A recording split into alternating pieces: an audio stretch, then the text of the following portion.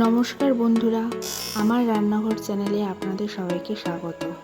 গরম ভাতে খেতে ভালো লাগে এমন একটি রান্না আজ আমি আপনাদের সাথে শেয়ার করছি। সুস্বাদু পটল বাটা। বাড়িতে থাকা খুবই অল্প উপকরণ দিয়েই তৈরি হয়ে যাবে এই পটল বাটা। তাহলে দেখে নিই আমরা কিভাবে বানিয়ে ফেলবো এই পটল বাটা।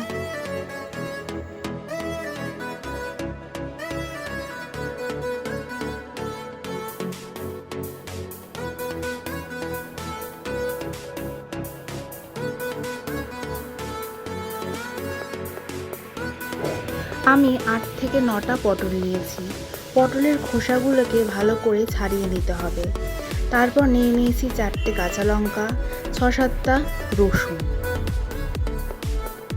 তারপর সব উপকরণগুলোকে মিক্সিতে পেস্ট করে নিতে হবে।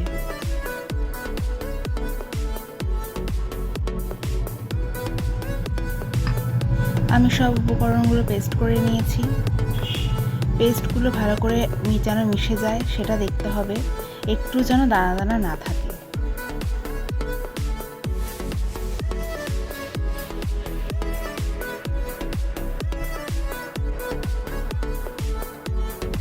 একটা কড়াই নিয়ে নিলাম, কড়াইতে দিয়ে দিলাম পরিমাণ মতন সর্ষের তেল। তারপর দেব 2টো শুকনো লঙ্কা। তারপরে দিয়ে দিলাম কালো জিরে।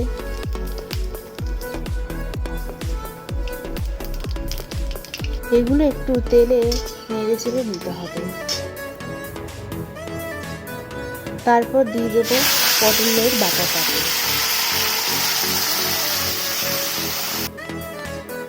তারপর দেব পরিমাণ মতন হলুদ, স্বাদ মতন নুন। তারপর ভালো করে আবারও নেড়ে চেড়ে নেব।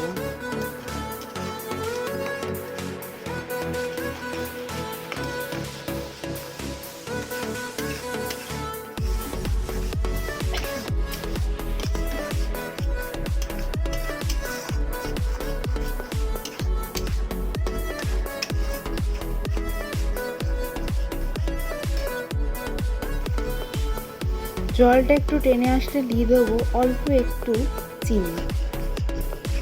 আবারও ভালো করে নেড়ে চেড়ে নিতে হবে।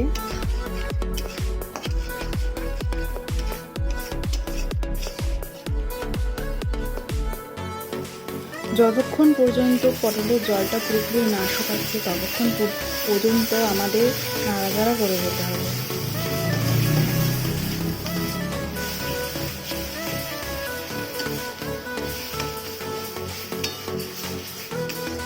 দেখুন পটলের জলটা পুরোপুরি টেনে নিয়েছে, এটা হয়েই এসেছে প্রায়। এবার নামিয়ে নিলেই তৈরি আমাদের পটল বাটা।